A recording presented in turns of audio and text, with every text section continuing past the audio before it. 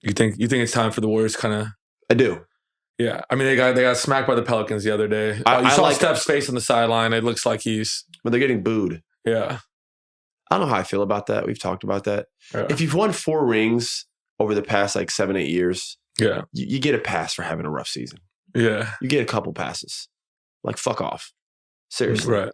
Where do you get off booing the fucking Steph Curry and Klay Thompson on the court with the Warriors? Get the fuck out of here. Yeah. There's no way this would happen if it's in Oakland. I don't even know what to say to that. I can't stand when something like that happens. Yeah.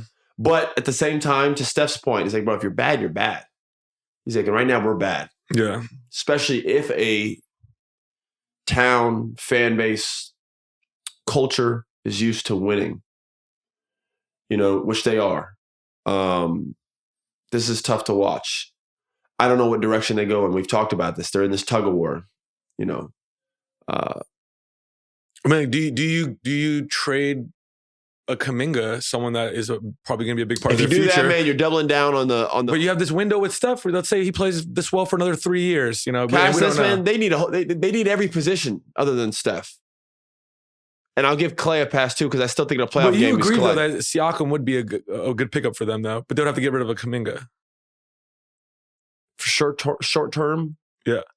Could there be some moves made? I mean, we talked about, you saw the clip Bill Simmons put together. Yeah. I know he was just walking down the sidewalk, which is hilarious. Can you imagine just like walking down the sidewalk and just someone just throwing out trade scenarios like on his phone?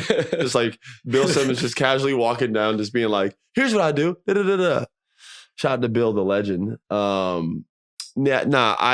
are moves to be made, I guess, but it is short-term relief.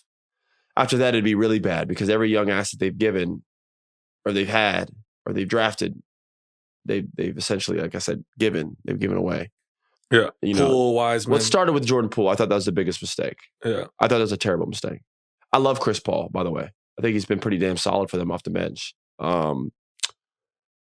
I don't like that they gave up Jordan Poole, and I didn't like that at the beginning, and I don't think it's done Jordan Poole any good. I think, in fact, it's done worse. I think people respect Jordan Poole less now, seeing how he's playing. I saw the other day some stat he has the worst plus minus in the NBA. Yeah, it's not good, bro. And I think people are like, "Yeah, this doesn't look good." And I don't think Jordan's a 1 option or even a 2 option on a team. Yeah, on a really good team. I think he could be on the Wizards.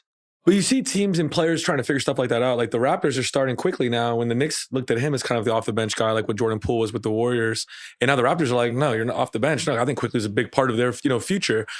So let me ask you. Would you rather have Quickly or Jordan Poole? I'd rather have. It's a tough question. Quickly's more sound. He's more sound. He's more consistent. Jordan Poole is just his talent. He is so talented, man. He's such a talented scorer. Yeah. I'm actually, I say these things about Jordan, but I'm actually like, I like Jordan Poole's game. I'm a fan of his game. Right. I say this in frustration because I like seeing him on a really good team. Yeah. It's not because I don't think he's a good enough player to be the second option. He could be a second option. I don't know how good the team is if Jordan's your second best player. Right. I like Jordan in the mix, in the fray of like a really, really good team, of a guy where he's like the 3rd or 4th option. And he's just a guy that like comes in the game and just gives teams hell and gets paid to do it handsomely. He gets paid over $100 million. Yeah. I think he's that type of a player. I think Jordan Poole's a $100 million player plus. I got no regards about that. I don't think he's a $200 million player is what I'm saying. Yeah. It's the difference between Jordan Poole and like Jalen Brunson. They both get paid the same, but it's a little different. You feel what I'm saying there? Absolutely. Okay, so like I think when the Warriors decided to go that way, then why have Kuminga? Yeah. But I guess if you're going to keep Steph, you're going to keep Dre, you're going to keep Klay, then like get Kuminga somewhere else, man. So he's not talking about Kerr and he wants more shots, and go send Kuminga somewhere so he can go spread his wings. Go get another fucking vet if that's the case. That's what I'm saying. You're already 2 feet in the water. You have to decide. Are you going to maximize the next couple of years for Steph, or are you going to hang on to these? And I'm guys? saying they've already made that decision. They have 2 feet in the water and they're wondering if they're going to like jump in. You're already in. You just traded the most talented young player that they had was Jordan Poole.